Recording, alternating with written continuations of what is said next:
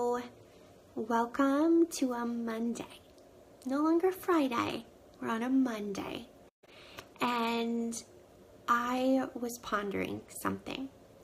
The other day, I was reading a scripture passage that I hadn't read for a while. It was the one where Jesus is healing a man who was born blind, and looked at all of the different parts that scripture tells us in this story, because I always think, gosh, scripture is alive, right? It's a two-edged sword that divides bone and marrow, goes right into the heart, is living and active. And I think, well, what does this scripture passage have to do with my life? And what might it have to do with yours?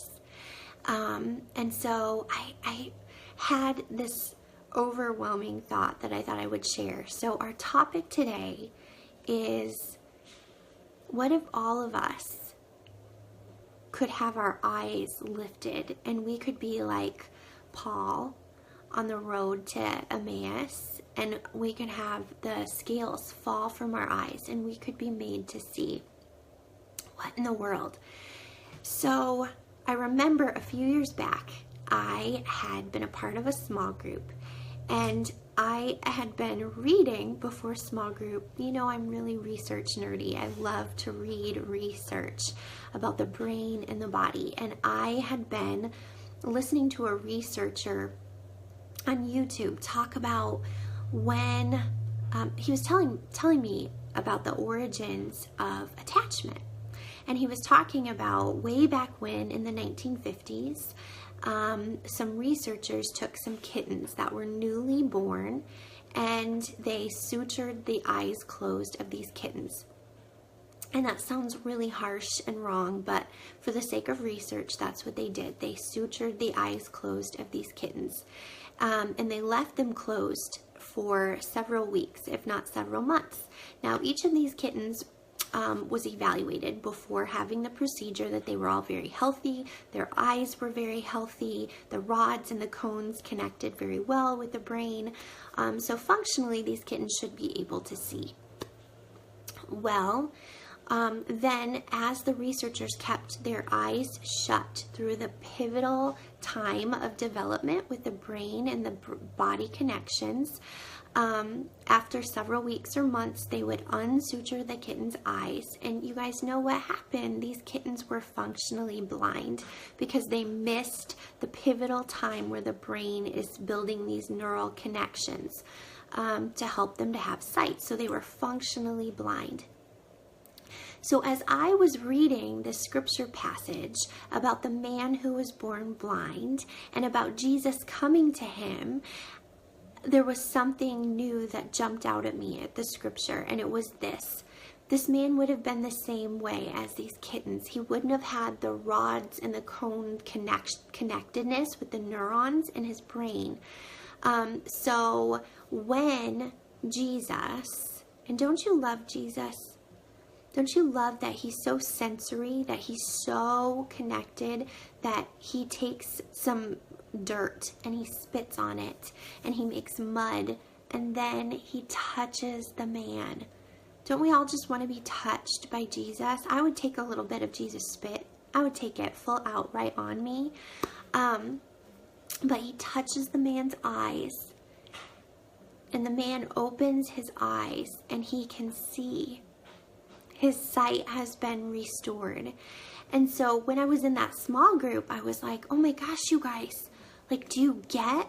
Like, it wasn't just a miracle of poof, your eyes are now open and you can see. It was in that moment of touching, Jesus rewired his entire brain. He rewired his entire history. He rewired everything in that moment.